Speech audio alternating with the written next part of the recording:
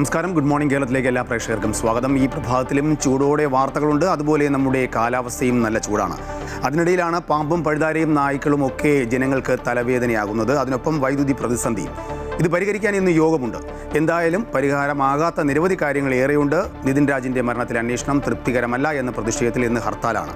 വാഹനങ്ങൾ തടയില്ല, കടകൾ അടപ്പിക്കില്ല എന്നാണ് അറിയിപ്പ്. ഏറെയുണ്ട് ചൂടുകാലത്തെ ചൂടേറിയ വാർത്തകൾ. ആദ്യം കാണാം പ്രധാന വാർത്തകൾ.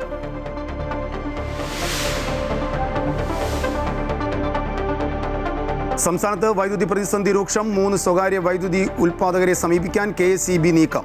ഉന്നതതല യോഗം ഇന്ന്. പലയിടത്തും അപ്രഖ്യാപിത ലോഡ് ഷെഡിംഗ് അരമണിക്കൂറിലധികം ഒന്നിലേറെ തവണ. സംസ്ഥാനത്ത് അത്യുഷ്ണത്തിന്റെ തീവ്രത കൂടുന്നു.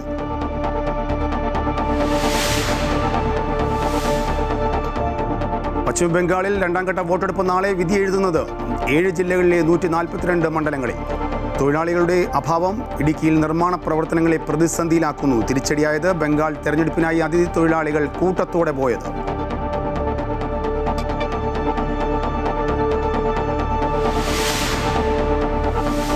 സംസ്ഥാനത്ത് ഇന്ന് ദളിത് സംഘടനകളുടെ ഹർത്താൽ. BDS വിദ്യാർത്ഥി നിതിൻ രാജിന്റെ മരണത്തിന് ഉത്തരവാദികളായ അധ്യാപകരെ അറസ്റ്റ് ചെയ്യണമെന്ന ആവശ്യം. വാഹനങ്ങൾ തടയുകയോ കടകൾ അടപ്പിക്കുകയോ ചെയ്യില്ലെന്ന് ആക്ഷൻ കൗൺസിൽ. KSRTC സർവീസ് നടത്തും.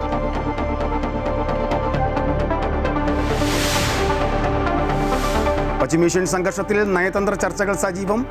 റഷ്യൻ പ്രസിഡന്റുമായി ഇറാൻ വിദേശകാര്യമന്ത്രി ചർച്ച നടത്തി. ഇറാന്റെ പുതിയ നിർദ്ദേശങ്ങൾ വിലയിരുത്തി ട്രംപ്. യുദ്ധം തുടങ്ങി ഇന്നത്തേക്ക് 2 മാസം.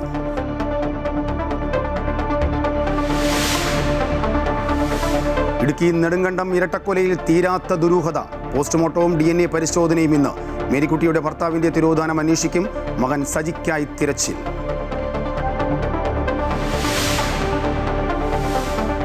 IPL-ൽ ഡൽഹിയെ തകർത്തെറിഞ്ഞ് ബംഗളൂരു. ജയം 9 വിക്കറ്റിന് 76 റൺസിന്റെ വിജയലക്ഷ്യം മറികടന്നത് 13 ഓവർ ബാക്കി നിൽക്കെ. ഇന്നത്തെ മത്സരം രാജസ്ഥാനും പഞ്ചാബും തമ്മിൽ. സംസ്ഥാനത്ത് വൈദ്യുതി പ്രതിസന്ധി അതിരൂക്ഷമാണ്. പലയിടത്തും അപ്രഖ്യാപിത ലോഡ് ഷെഡിംഗ് അരമണിക്കൂറിലധികം ഒന്നിലേറെ തവണയാണ്. വൈദ്യുതി പ്രതിസന്ധിക്ക് പരിഹാരം കാണാൻ ഉന്നതതല യോഗം ഇന്ന് ചേരും. അതിനിടെ സംസ്ഥാനത്ത് അത്യുഷ്ണത്തിന്റെ തീവ്രത കൂടുകയാണ്.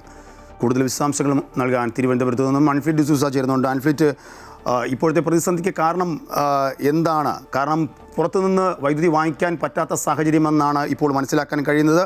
പ്രതിസന്ധി ഇല്ലയെന്നായിരുന്നു മന്ത്രി കഴിഞ്ഞ ദിവസങ്ങളിൽ മാധ്യമങ്ങളോട് സംസാരിച്ചിരുന്നത്. ഇതിപ്പോൾ സംസ്ഥാനത്തെ പ്രശ്നം മാത്രമല്ല, രാജ്യത്താകെ വൈദ്യുതി പ്രതിസന്ധിയാണ്.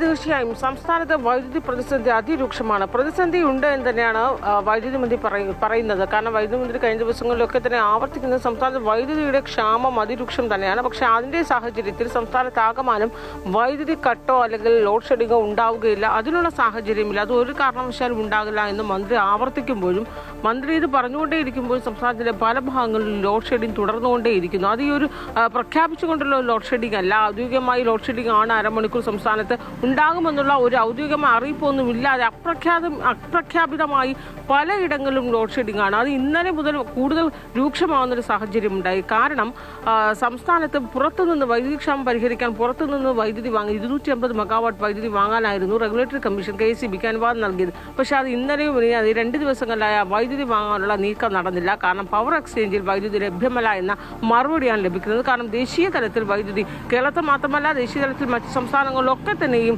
വൈദ്യുതിയുടെ ആവശ്യം വലിയ രീതിയിൽ ഉയരുന്നൊരു പശ്ചാത്തലത്തിലാണ് പവർ എക്സ്ചേഞ്ചിൽ വൈദ്യുതിയുടെ ലഭ്യത ഇല്ല എന്ന് അറിയിപ്പ് വന്നത്. ഇതേ തുടർന്ന് കേരളത്തിൽ പുറത്തുനിന്ന് വൈദ്യുതി വാങ്ങാൻ കഴിയാത്ത സാഹചര്യത്തിൽ ഉള്ള വൈദ്യുതി പോലും ഇല്ലാത്ത സാഹചര്യം, വേനൽ മഴ ഉണ്ടാകുന്നില്ല, ഡാമുകളിലൊക്കെ തന്നെയും ജലലഭ്യത വളരെ കുറവാണ്.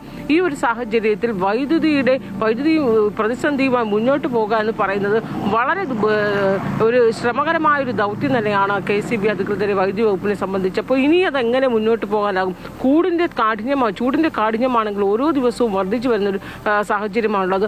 അതുകൊണ്ട് തന്നെ വൈദ്യുതി പ്രതിസന്ധി എങ്ങനെ പരിഹരിക്കാമെന്നതിനെ കുറിച്ചാണ് ആലോചിക്കുന്നത്. കഴിഞ്ഞ ദിവസം ബോർഡ് യോഗം വൈകിട്ട് ചേർന്നത്. ആ ബോർഡ് യോഗത്തിലാണ് വൈദ്യുതി എക്സ്ചേഞ്ചിൽ, പവർ എക്സ്ചേഞ്ചിൽ വൈദ്യുതി ലഭ്യമല്ല എന്നൊരു അറിയിപ്പുണ്ടായതും ഇനി തുടർ നടപടികൾ അടിയന്തരമായി യോഗം ചേർന്ന് സ്വീകരിക്കണമെന്നുള്ള നിർദ്ദേശം ഉണ്ടാവുകയും ചെയ്തു. അതിൻ്റെ പശ്ചാത്തലത്തിൽ ഇന്ന് ബോർഡിൻ്റെ ഉന്നതതല യോഗം ഇന്ന് വീണ്ടും ചേരുകയാണ്. ഊർജ്ജ സെക്രട്ടറി അടക്കമുള്ള ഉന്നത ഉദ്യോഗസ്ഥരാണ് ചേരുന്നത്. കാരണം അടിയന്തരമായ തീരുമാനം എടുത്തേ പറ്റുകയുള്ളൂ. എങ്ങനെ ഈ വൈദ്യുതിയുടെ ഈ ദൗർലഭ്യം പരിഹരിക്കാനാകുമെന്നതിനെക്കുറിച്ച്. അങ്ങനെയാണെങ്കിൽ ഇതൊന്നും അടിയന്തരമായ മീറ്റിങ്ങോ യോഗങ്ങളോ തീരുമാനങ്ങളോ ഒന്നും ഉണ്ടാകാതെ തന്നെ അപ്രഖ്യാപിതമായ ലോഡ് ഷെഡിങ്ങിൻ്റെ രൂപേണ സാധാരണഗതിയിൽ 15 മിനിറ്റ് മുതൽ അരമണിക്കൂർ വരെ ലോഡ് ഷെഡിങ് പ്രാദേശിക തലങ്ങളിൽ ഉണ്ടാകുമെന്ന് ഇന്നലേക്ക് KCB അങ്ങനെ ഒരു തീരുമാനമെടുത്തിരുന്നു. അപ്പോഴും KCB അധികൃതർ പറയുന്നത് അത് മനഃപൂർവ്വം ചിലയിടങ്ങളിലൊക്കെ SMS വഴി ഒരു 10-15 മിനിറ്റ് വൈദ്യുതി ഉണ്ടാവുകയില്ല, ശ്രദ്ധിക്കുക എന്ന മുൻകരുതൽ നിർദ്ദേശമൊക്കെ ഉണ്ടാകുമെങ്കിലും പലയിടത്തും KCB അധികൃതർ അറിയാതെ തന്നെ, അതായത് ഏറ്റവും കൂടുതൽ പവർ ലോഡ് കൂടുന്നതനുസരിച്ച് സ്വാഭാവികമായും അവിടെ വൈദ്യുതിയുടെ കണക്ഷൻ വിട്ടുപോകും, അങ്ങനെ പവർ കട്ടിങ് ഉണ്ടാകുന്നതാണെന്ന് പറയുന്നു. പക്ഷേ ഇന്നലെ രാത്രിയിലൊക്കെ ഈ പീക്ക് സമയങ്ങളാണ്, വൈകിട്ട് 6 മണി മുതലുള്ള സമയങ്ങളാണ് പീക്ക് സമയം. ഈ പീക്ക് അവറിലാണ് ഏറ്റവും കൂടുതൽ ലോഡ് ഷെഡിങ് ഉണ്ടാകാനുള്ള സാധ്യത. പക്ഷേ ഇന്നലെ തിരുവനന്തപുരം ഉൾപ്പെടെയുള്ള പല ജില്ലകളിലും ഇന്നലെ കാണാൻ കഴിയുന്നത് രാത്രി 10 മണിക്ക് ശേഷമോ അല്ലെങ്കിൽ 9 മണിക്ക് ശേഷമോ ഒക്കെ 15 മിനിറ്റ് എന്ന രീതിയിൽ 6-7 തവണ, ഏറെക്കുറെ അരമണിക്കൂറിലധികം തന്നെ 6-7 തവണയാണ് രാത്രി കാലങ്ങളിൽ ലോഡ് ഷെഡിങ് ഉണ്ടായത്. അത് വലിയ രീതിയിൽ തന്നെ ജനങ്ങളെ ബാധിക്കുന്ന ദുരിതമാണ്. കാരണം അത്യുഷ്ണമാണ് ഈ ചൂട്, ഈ സമയത്ത് ഈ രീതിയിൽ പവർ കട്ടിങ്. പക്ഷേ KCB സംബന്ധിച്ച് ഈ പവർ കട്ടിങ് ലോഡ് ഷെഡിങ് അപ്രഖ്യാതമായി ഇല്ലാതെ പീക്ക് അവറിൽ അങ്ങനെ ചെയ്യാതെ മറ്റ് നിർവാഹമില്ല എന്നൊരവസ്ഥയിൽ എത്തുന്നു. അപ്പോൾ വൈദ്യുതി മന്ത്രി പറയുന്നത് ഈ രീതിയിൽ സംസ്ഥാന വ്യാപകമായി ഒരു ലോഡ് ഷെഡിങ്ങിൻ്റെ സാഹചര്യം ഇപ്പോഴുമില്ല, എങ്ങനെയെങ്കിലും അത് പ്രതിസന്ധി പരിഹരിക്കാനുള്ള ഒരു നീക്കം ഉണ്ടാകുമെന്നാണ്. പക്ഷേ അതിനുശേഷം വൈദ്യുതി മന്ത്രി രാവിലെ പറയുന്നു, അതിനുശേഷം വൈകിട്ടാണ് അതിരൂക്ഷമായ സാഹചര്യത്തിലേക്ക് സംസ്ഥാനം വൈദ്യുതി പ്രതിസന്ധിയിലേക്ക് കടക്കുന്നു എന്നത് മനസ്സിലാക്കാൻ കഴിയുന്നത്. എന്തായാലും ഇന്ന് ചേരുന്ന ഉന്നതതല യോഗത്തിൽ ഒരു ബദൽ സംവിധാനം എന്താകണം എന്ന കാര്യത്തിൽ തീരുമാനമാകും. പക്ഷെ അത് ഇനി അങ്ങോട്ടുള്ള ദിവസങ്ങളിൽ അതിരൂക്ഷമായ രീതിയിൽ വൈദ്യുതി, കാരണം വേനൽ മഴ ഈ രീതിയിലാണ് നിൽക്കുന്നതെങ്കിൽ, വേനൽ മഴ മാറി നിൽക്കുന്നൊരു പശ്ചാത്തലം കൂടിയാണെങ്കിൽ ഡാമുകളൊക്കെ തന്നെയും വൈദ്യുതി പ്രതിസന്ധിയിലൂടെയാണ്.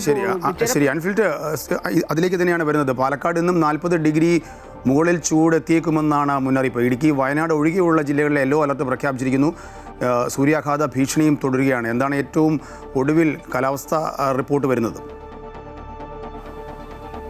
അത് തന്നെയാണ് കഴിഞ്ഞ ദിവസങ്ങളിലൊക്കെ പോലെ തന്നെ ഈ ഇടുക്കിയും വയനാട് ഒഴികെയുള്ള 2 ജില്ലകളിലൊക്കെ ഒഴികെയുള്ള 12 ജില്ലകളിൽ യെല്ലോ അലർട്ട് തുടരുകയാണ്. കാരണം പാലക്കാടാണ് ഏറ്റവും കൂടുതൽ ചൂട്, റെക്കോർഡ് ചൂടാണ് പാലക്കാട്. ഇന്നും ആ 40 ഡിഗ്രിക്ക് മുകളിലോ 40 ഡിഗ്രിയോ തന്നെയാകും. ഇന്നലേക്ക് 39.9 ഡിഗ്രിയാണ് ഇന്നലെ പാലക്കാട് ഏറ്റവും ഒടുവിൽ രേഖപ്പെടുത്തിയ ചൂട്. അതിനപ്പുറത്തേക്ക് ചൂട് ഇന്ന് ഉണ്ടാകുമെന്നാണ് കരുതുന്നത്. പക്ഷേ വേനൽ മഴ, ഇന്നു മുതൽ വേനൽ മഴ ഉണ്ടാകുമെന്നൊക്കെ കാലാവസ്ഥാ നിരീക്ഷണ വകുപ്പ് 2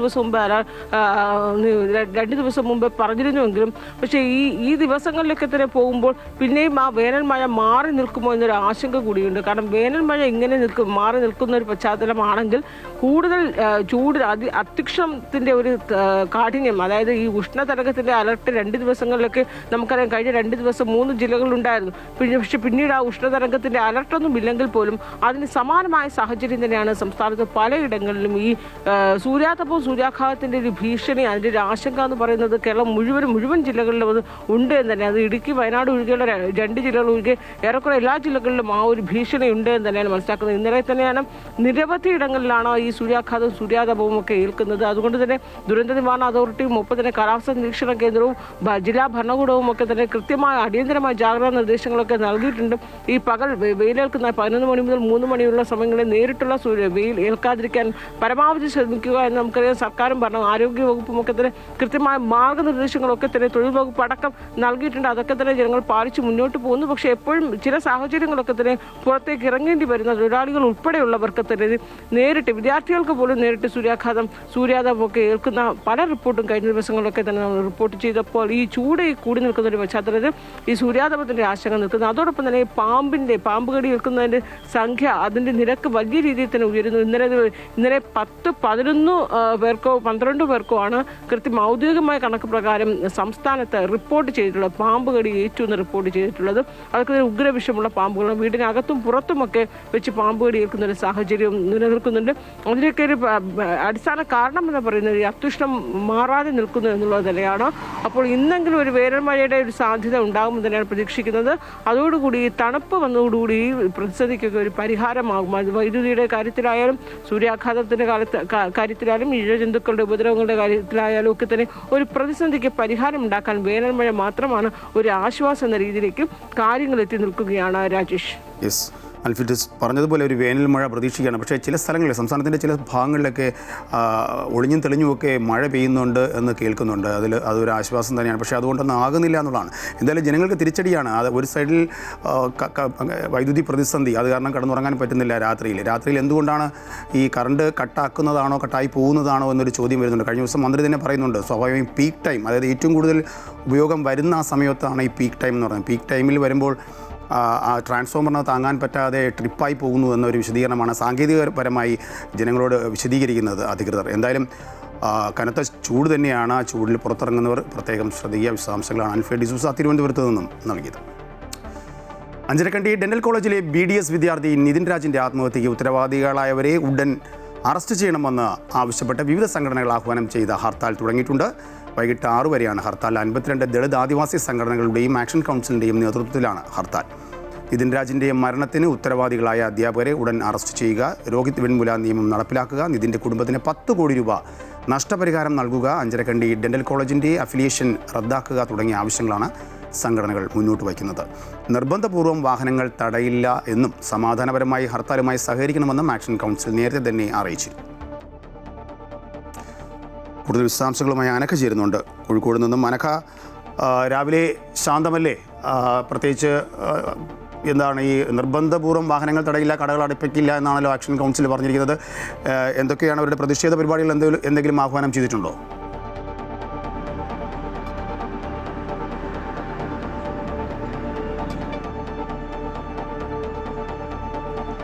തീർച്ചയായും അത്തരത്തിലുള്ള ഒരു പ്രതിഷേധ പരിപാടികളൊന്നും നിലവിൽ ഇതുവരെ ജില്ലയിൽ നടന്നിട്ടില്ല. ഏതായാലും ഈ പ്രതിഷേധ പ്രകടനങ്ങളൊന്നും ഇപ്പോൾ നടന്നിട്ടില്ല. മറ്റ് അനിഷ്ട സംഭവങ്ങളൊന്നും ഇതുവരെ ജില്ലയിൽ റിപ്പോർട്ട് ചെയ്തിട്ടുമില്ല. കടകമ്പോളങ്ങളെല്ലാം തന്നെ തുറന്നു തന്നെ പ്രവർത്തിക്കുന്ന ഒരു സാഹചര്യമാണ് ഉള്ളത്. സ്വകാര്യ ബസ്സുകൾ ഓടുന്നുണ്ട്, സ്വകാര്യ വാഹനങ്ങൾ ഓടുന്നുണ്ട്, ഓട്ടോറിക്ഷകളടക്കം ഓടുന്നുണ്ട്, ഈ ചരക്ക് വാഹനങ്ങളടക്കം ഓടിക്കൊണ്ടിരിക്കുന്നുണ്ട്. ഏതായാലും മറ്റ് പൊതുഗതാഗതത്തെ ഇത്തരത്തിലുള്ള ഒരു ഹർത്താൽ ഇന്ന് ആഹ്വാനം ചെയ്ത ഹർത്താൽ ബാധിച്ചിട്ടില്ല എന്നാണ് നമുക്ക് മനസ്സിലാക്കുവാൻ വേണ്ടി സാധിക്കുന്നത്. ഏതായാലും മറ്റ് അനിഷ്ട സംഭവങ്ങളൊന്നും തന്നെ ജില്ലയിൽ റിപ്പോർട്ട് ചെയ്തിട്ടുമില്ല. കടകളെല്ലാം തന്നെ തുറന്ന് പ്രവർത്തിക്കുന്നുണ്ട്. ഈ ദളിത് സംഘടനകളുടെ മറ്റ് പ്രകടനങ്ങളൊന്നും തന്നെ നിലവിൽ ജില്ലയിൽ ഇതുവരെ നടന്നിട്ടില്ല. ഏതെങ്കിലും നിലയ്ക്ക് അത്തരത്തിലുള്ളൊരു പ്രതിഷേധ പ്രകടനങ്ങൾ ഈ നഗരത്തിലടക്കം നടക്കും എന്നാണ് നമുക്കിപ്പോൾ മനസ്സിലാക്കുവാൻ വേണ്ടി സാധിക്കുന്നത്. ശരി, അനഘയാണ് വിശദാംശങ്ങൾ നൽകിയത്. എന്തായാലും ഇന്ന് ഹർത്താലാണ്. കടകൾ അടപ്പിക്കില്ല, വാഹനങ്ങൾ തടയില്ല, KSRTC സർവീസ് നടത്തും. പ്രധാനമന്ത്രി നരേന്ദ്രമോദി ഇന്ന് തൻ്റെ മണ്ഡലമായ വാരണാസിയിലെത്തും. ഇന്നും നാളെയും മണ്ഡലത്തിൽ വിവിധ പരിപാടിയിൽ അദ്ദേഹം പങ്കെടുക്കുന്നുണ്ട്. ഉത്തർപ്രദേശ്, ബീഹാർ, ബംഗാൾ എന്നിവിടങ്ങളെ ബന്ധിപ്പിക്കുന്ന 2600 കോടി രൂപയുടെ റെയിൽ റോഡ് പാലത്തിന് അദ്ദേഹം തറക്കല്ലിടും. ബംഗാളിൽ നാളെ തെരഞ്ഞെടുപ്പ് നടക്കാനിരിക്കെയാണ് പ്രധാനമന്ത്രി തൻ്റെ മണ്ഡലത്തിൽ എത്തുന്നത് എന്നത് ശ്രദ്ധേയമാണ്. 50,000 സ്ത്രീകൾ പങ്കെടുക്കുന്ന സമ്മേളനമാണ് മറ്റൊരു പ്രധാന പരിപാടി. 14 കിലോമീറ്റർ റോഡ് ഷോയും നടത്തും. പശ്ചിമ ബംഗാളിൽ 2ാം ഘട്ട വോട്ടെടുപ്പ് നാളെ നടക്കും. ഇന്ന് നിശബ്ദ പ്രചരണമാണ്. നാളെ പോളിംഗ് ബൂത്തിലെത്തുന്ന കൊൽക്കത്ത ഉൾപ്പെടെ 7 ജില്ലകളിലെ 142 മണ്ഡലങ്ങൾ തൃണമൂൽ കോൺഗ്രസിനും BJPക്കും ഒരുപോലെ നിർണായകമാണ്. വോട്ടെടുപ്പിനുള്ള ഒരുക്കങ്ങളെല്ലാം അന്തിമഘട്ടത്തിലാണെന്ന് തെരഞ്ഞെടുപ്പ് കമ്മീഷൻ അറിയിച്ചു.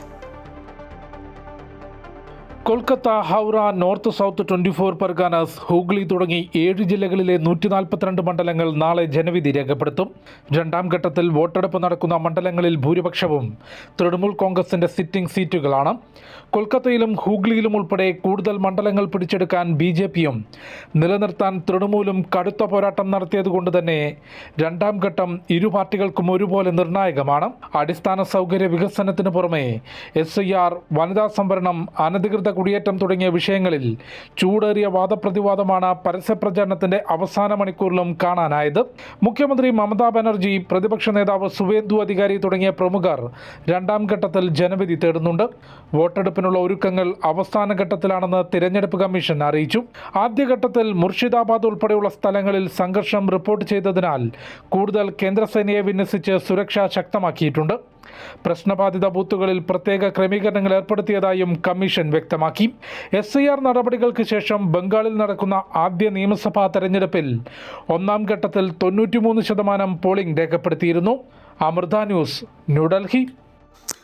കഴിഞ്ഞ 2 ആഴ്ചയായി കേരളം നേരിടുന്ന ഒരു പ്രതിസന്ധി എന്ന് പറയുന്നത് നമ്മുടെ അന്യസംസ്ഥാന തൊഴിലാളികളുടെ ക്ഷാമമാണ്. കാരണം ഇവിടുത്തെ എല്ലാ നിർമ്മാണ പ്രവർത്തനങ്ങളിലും പ്രധാന പങ്കാളിയായിരിക്കുന്നത് ഈ അന്യസംസ്ഥാന തൊഴിലാളികളാണ്. ഒരു സ്ഥലത്ത് ഗ്യാസ് ഇല്ലാത്തത് കാരണം ചില കടകൾ അടയ്ക്കേണ്ട സാഹചര്യം വന്നു. അത് കഴിഞ്ഞപ്പോൾ ഈ തൊഴിലാളികളുടെ അഭാവം മൂലം കടകൾ അടയ്ക്കേണ്ടി വന്നു. പല ഹോട്ടലുകളും ഇപ്പോഴും തുറന്നിട്ടില്ല എന്നാണ് മനസ്സിലാക്കാൻ കഴിയുന്നത്. അതുപോലൊരു വാർത്തയാണ് ഇടുക്കിയിൽ നിന്നുമുള്ളത്. തൊഴിലാളികളുടെ അഭാവം മൂലം ഇടുക്കിയിൽ നിർമ്മാണ പ്രവർത്തനങ്ങൾ പ്രതിസന്ധിയിലാണ്. ബംഗാൾ നിയമസഭാ തെരഞ്ഞെടുപ്പിനായി അതിഥി തൊഴിലാളികൾ കൂട്ടത്തോടെ പോയതാണ് നിർമ്മാണ മേഖലയ്ക്ക് തിരിച്ചടിയായത്. ഇടുക്കിയിൽ നിർമ്മാണ മേഖലയിലെ തൊഴിലാളി ക്ഷാമം രൂക്ഷമായി തുടരുന്നു. ബംഗാളിൽ നിന്നുള്ള അതിഥി തൊഴിലാളികൾ വോട്ടെടുപ്പിനായി നാട്ടിലേക്ക് മടങ്ങിയതോടെയാണ് സ്ഥിതി ഗുരുതരമായത്. തൊഴിലാളികളുടെ ലഭ്യത കുറഞ്ഞതോടെ നിർമ്മാണ പ്രവർത്തനങ്ങൾ പലയിടങ്ങളിലും മന്ദഗതിയിലായി. ചില സ്ഥലങ്ങളിൽ പണികൾ പൂർണ്ണമായി നിർത്തി. ചെറിയ നിർമ്മാണങ്ങൾ മുതൽ വലിയ പദ്ധതികൾ വരെ വൈകുന്ന അവസ്ഥയാണ് നിലനിൽക്കുന്നത്. ബംഗാളികളാണ് കൂടുതലും കെട്ടിട നിർമ്മാണ മേഖലയിൽ ജോലി ചെയ്തുകൊണ്ടിരുന്നത്. അവർ ഇലക്ഷനുമായിട്ട് ബന്ധപ്പെട്ട് അവർ വോട്ട് ചെയ്യാനായിട്ട് പോയിരിക്കുക. അപ്പോൾ അതുകൊണ്ട് നിലവിൽ പണികളൊന്നും നടക്കുന്നില്ല. ഇത്തവണ എന്ന് പറഞ്ഞാൽ SIR ചെയ്യാൻ തുടങ്ങിയ പിന്നെയാണ് അവർക്കതൊരു പ്രശ്നമായിട്ട് വന്നിരിക്കുന്നത്. കേരളത്തിലൊന്നും അത്രയും പ്രശ്നമില്ല. ബംഗാളിൽ അവർ മറ്റേ കുടിയേറ്റത്തിൻ്റെ പ്രശ്നവും അതൊക്കെ കൊണ്ടായിരിക്കാം. അതുകൊണ്ട് അവരെല്ലാം വോട്ട് ചെയ്തതിൽ അവരെ പുറത്താക്കുന്നുള്ള പേടി കാരണം അവരുടെ വോട്ട് ചെയ്യാനായിട്ട് പോയിരിക്കുന്നു. പശ്ചിമേഷ്യൻ സംഘർഷത്തിന്റെ പശ്ചാത്തലത്തിൽ നിർമ്മാണ സാമഗ്രികളുടെ വിലയും കുതിച്ചുയർന്നു. തൊഴിലാളി ക്ഷാമത്തിനൊപ്പം ഇതും നിർമ്മാണ മേഖലയ്ക്ക് തിരിച്ചടിയാണ്. മെറ്റീരിയൽസിൻ്റെ ക്ഷാമം എന്ന് പറഞ്ഞാൽ മെറ്റീരിയൽസിനെല്ലാം ഇപ്പം വില കൂടി. സിമെൻറ്റിനൊരു 20 രൂപ കൂടി. അതുപോലെ കമ്പിക്ക് ഒരു 15 രൂപ 20 രൂപ അടുത്ത് കൂടി. അതുപോലെ തന്നെ ക്ലോസറ്റ്, പിന്നെ വയറിംഗ് സാധനങ്ങൾ, സാനിറ്ററി ഐറ്റംസ് എല്ലാത്തിനും വില കൂടി. അത് ശരിക്കും പറഞ്ഞാൽ ഇപ്പോൾ ഒരു വർക്ക് എടുത്തിരിക്കുന്ന അല്ലെങ്കിൽ കോൺട്രാക്ട് ചെയ്യുന്നവർക്കൊക്കെ ഭയങ്കര ബുദ്ധിമുട്ടാണ്. ഇടുക്കിയിലുണ്ടായിരുന്ന 30,000-ത്തോളം അതിഥി തൊഴിലാളികളിൽ വലിയൊരു വിഭാഗം നാട്ടിലേക്ക് മടങ്ങി. ഇവരുടെ മടങ്ങിവരവ് പ്രതീക്ഷിച്ചതിനേക്കാൾ വൈകുകയാണ്. അമൃത ന്യൂസ്, ഇടുക്കി. ഈ ബംഗാളികളെന്ന് പറഞ്ഞ് മാറ്റി അതിപ്പോൾ അന്യസംസ്ഥാന തൊഴിലാളികൾ എന്ന രീതിയിലേക്ക് മാറിയിട്ടുണ്ട്. അതായത് ഇപ്പം കേരളത്തിന് പുറത്ത് എവിടെ നിന്ന് വന്നാലും അത് ബംഗാളികളെന്ന് അറിയപ്പെടുന്ന ഒരു രീതിയിലേക്കാണ്. അങ്ങനെയല്ല, ഈ മറുനാടൻ അല്ലെങ്കിൽ അന്യസംസ്ഥാന തൊഴിലാളികളാണ് നമ്മുടെ സംസ്ഥാനത്ത് ജോലിക്ക് വരുന്നത്. അതുകൊണ്ട് എല്ലാവരും ബംഗാളികളെന്ന് മാത്രമായി അറിയപ്പെടുന്ന ഒരു സാഹചര്യത്തിലേക്ക് മാറിയിട്ടുണ്ട്. എന്തായാലും ഇനിയൊരു കൊലപാതക വാർത്തയിലേക്കാണ്. ഇടുക്കി നെടുങ്കണ്ടത്തെ ഇരട്ട കൊലപാതകവുമായി ബന്ധപ്പെട്ട് ദുരൂഹത തുടരുകയാണ്. കൊല്ലപ്പെട്ടെന്ന് കരുതുന്ന മേരിക്കുട്ടിയുടെ ഭർത്താവിൻ്റെ തിരോധാനവും പോലീസ് അന്വേഷിക്കും. ഇരട്ട കൊലപാതകത്തിൽ പ്രതിയെന്ന് സംശയിക്കുന്ന സജിക്കായി പോലീസ് 4 സംഘങ്ങളായി തിരച്ചിൽ തുടരുകയാണ്. MC ബോബൻ കൂടുതൽ വിശദാംശങ്ങളുമായി ചേരുന്നുണ്ട്. ബോബൻ, ഇന്നലെ വന്ന വാർത്തയാണ്. അതിൽ ഒരു ഇത് പടി പോലും അപ്ഡേറ്റ് ആയിട്ടില്ല വാർത്ത. കാരണം പോലീസ് അന്വേഷിക്കുന്നു എന്ന് തന്നെയാണ്. സജിയിലേക്ക് സംശയം വരാൻ കാരണം എന്താണ്? ഏത് രീതിയിലുള്ള അന്വേഷണം? ഈ 4 സംഘങ്ങളെന്ന് പറയുമ്പോൾ ഏത് തരത്തിലുള്ള ഒരു അന്വേഷണമാണ് പോലീസ് ഉദ്ദേശിക്കുന്നത്?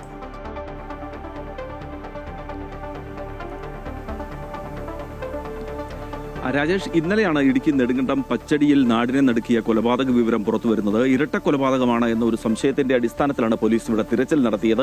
ഈ തിരച്ചിലിനൊടുവിലാണ് പച്ചടിയിലെ വീട്ടുവളപ്പിൽ നിന്നും മേരിക്കുട്ടിയുടേതും അതുപോലെ തന്നെ മകൻ റെജിയുടേതും എന്ന് സംശയിക്കുന്ന മൃതദേഹാവശിഷ്ടങ്ങൾ ലഭിച്ചത്. ഏതാണ്ട് 15 ദിവസത്തോളം പഴക്കമുണ്ട്. അതുകൊണ്ട് തന്നെ ശാസ്ത്രീയ പരിശോധനയിൽ കൂടി മാത്രമേ കൊല്ലപ്പെട്ടത് ഇവർ തന്നെയാണോ എന്ന് വ്യക്തമാക്കാൻ കഴിയൂ. എന്തായാലും ഇതൊരു ഇരട്ട കൊലപാതകത്തിലേക്കുള്ള സൂചന തന്നെയാണ് പോലീസിന് നൽകുന്നത്. ഇതിൽ സംശയിക്കുന്നത് മേരിക്കുട്ടിയുടെ മകൻ സജിയെയാണ്. സജിയും റെജിയും തമ്മിൽ പലപ്പോഴും വീട്ടിൽ വെച്ച് വഴക്കുണ്ടാകാറുണ്ടായിരുന്നു, ഒരുമിച്ച് മദ്യപിക്കാറുണ്ടായിരുന്നു. അയൽവക്കക്കാരും ഇത് സംബന്ധിച്ച് മൊഴി നൽകിയിട്ടുണ്ട്. ഇവർ തമ്മിൽ തർക്കങ്ങൾ ഉണ്ടായിരുന്നു എന്നുള്ള വിവരം അയൽവക്കക്കാരും പോലീസിന് മൊഴിയായി നൽകിയിട്ടുണ്ട്. അതോടൊപ്പം തന്നെ ഏതാണ്ട് 2 ആഴ്ചയായി ഇരുവരെയും, മേരിക്കുട്ടിയെയും മകൻ റെജിയെയും കാണാതായിട്ടും സജിക്ക് പ്രത്യേക പ്രതികരണമൊന്നും ഉണ്ടായിരുന്നില്ല. ഇതേക്കുറിച്ച് അന്വേഷിക്കുമ്പോൾ നാട്ടുകാരോട് ഇയാൾ പരസ്പര വിരുദ്ധമായ മറുപടിയാണ് നൽകിയത്. ഇതേ തുടർന്ന് നാട്ടുകാരാണ് മേരിക്കുട്ടിയുടെ മകളെ ഈ വിവരം അറിയിക്കുന്നത്. ഇവർ പോലീസിൽ നൽകിയ പരാതിയുടെ അടിസ്ഥാനത്തിലാണ് ഇന്നലെ പോലീസ് പച്ചടിയിലെ വീട്ടിലെത്തി പരിശോധന നടത്തിയത്. ഈ പരിശോധനയിലാണ് 2 മൃതദേഹങ്ങളും കണ്ടെത്തിയത്. ഇതിലിപ്പോൾ ഏറ്റവും വലിയ ഒരു വഴിത്തിരിവ് ഈ കേസിലുണ്ടാകുന്നത് മേരിക്കുട്ടിയുടെ ഭർത്താവ് മാത്യുവിനെ 2018 മുതൽ കാണാതായിരുന്നു. ഇത് സംബന്ധിച്ച് പോലീസിൽ കേസുണ്ട്. ഇത് സംബന്ധിച്ച് അന്വേഷണവും നടത്തിയിരുന്നു. എന്നാൽ ഇയാൾ എവിടെയാണ്, മാത്യു എങ്ങോട്ടാണ് പോയത് എന്നുള്ളത് സംബന്ധിച്ച് കണ്ടെത്താൻ ഇതുവരെ കഴിഞ്ഞിരുന്നില്ല. ഇപ്പോൾ ഈ ഇരട്ട കൊലപാതകങ്ങളുടെ ഒരു പശ്ചാത്തലത്തിൽ മാത്യുവിന്റെ തിരോധാനവും പോലീസ് വീണ്ടും അന്വേഷണം ആരംഭിക്കുന്നുണ്ട്. വരുന്നുണ്ട്. മാത്യുവിൻ്റെയും ഒരുപക്ഷെ അതും ഒരു കൊലപാതകത്തിലേക്കാണോ എത്തുന്നത് എന്നുള്ള സൂചനകളാണ് പോലീസിന് ലഭിക്കുന്നത്. ഇതിനനുസരിച്ചാണ് ഇപ്പോൾ അന്വേഷണം നടത്തുന്നത്. ഇതിൽ പ്രതിയെന്ന് സംശയിക്കുന്ന സജിക്കായി പോലീസ് വലിയ രീതിയിൽ തെരച്ചിൽ നടത്തുന്നുണ്ട്. 4 സംഘങ്ങളായി തിരഞ്ഞ് ഇടുക്കിയിലെ തമിഴ്നാട് അതിർത്തി ചെക്ക് പോസ്റ്റുകളിൽ ഉൾപ്പെടെയാണ് തിരച്ചിൽ നടത്തുന്നത്. ഇയാൾ പോലീസ് എത്തുന്നതിന് അല്പം മുമ്പ് വരെ വീടിന് സമീപമുണ്ടായിരുന്നു എന്ന് നാട്ടുകാർ മൊഴി നൽകിയിട്ടുണ്ട്. എന്നാൽ ഇത് എത്രത്തോളം വിശ്വസനീയമാണ് എന്ന് പോലീസിന് ഉറപ്പില്ല. എന്തായാലും ഇയാൾ തന്നെയാണ് പ്രതി എന്നുള്ള സൂചനയുടെ അടിസ്ഥാനത്തിലാണ് ഇപ്പോൾ അന്വേഷണം പുരോഗമിക്കുന്നത്. തമിഴ്നാട്ടിലേക്ക് കടക്കാനുള്ള സാധ്യത പോലീസ് വിലയിരുത്തുന്നുണ്ട്. എന്തായാലും സജിയെ കണ്ടെത്തിയത് ചോദ്യം ചെയ്തതിനു ശേഷം മാത്രമേ ഈ 2 കൊലപാതകങ്ങളുടെയും അതോടൊപ്പം തന്നെ മാത്യുവിന്റെ തിരോധാനവും സംബന്ധിച്ചുള്ള കൂടുതൽ വിവരങ്ങൾ അറിയാൻ കഴിയും. രാജേഷ്, ശരി. എത്ര തെളിവുകൾ നശിപ്പിച്ചാലും എവിടെ ഒളിച്ചാലും കേരള പോലീസ് പ്രതിയെ പോക്കുക തന്നെ ചെയ്യും. യുവതിയുടെ പരാതിയിൽ ബിഗ് ബോസ് താരം ഷിയാസ് കരീമിനെ ചോദ്യം ചെയ്യാൻ ഒരുങ്ങി പോലീസ്. സ്ത്രീത്വത്തെ അപമാനിക്കുക, സാമ്പത്തിക വഞ്ചന തുടങ്ങിയ കുറ്റങ്ങളാണ് പാലാരിവട്ടം പോലീസ് ഷിയാസിനെതിരെ എടുത്തിരിക്കുന്നത്. കൊച്ചിയിൽ നിന്നും അശ്വതി ചേരുന്നുണ്ട്. അശ്വതി, ഈ ഷിയാസ് ഇതിനിടയ്ക്ക് തിരിച്ചൊരു പരാതി നൽകിയിട്ടുണ്ടല്ലോ, ഈ യുവതിയാണ് തന്നെ കബളിപ്പിച്ചതെന്നും പറ്റിച്ചതെന്നും എന്ന രീതിയിൽ. അതിലെന്താണ് യാഥാർത്ഥ്യം? ഇവർ തമ്മിലുള്ള ബന്ധം തുടങ്ങിയിട്ട് വർഷങ്ങളായി. എന്തുകൊണ്ടാണ് ഇങ്ങനൊരു കേസ് ഈ സാഹചര്യത്തിൽ വരാൻ കാരണം?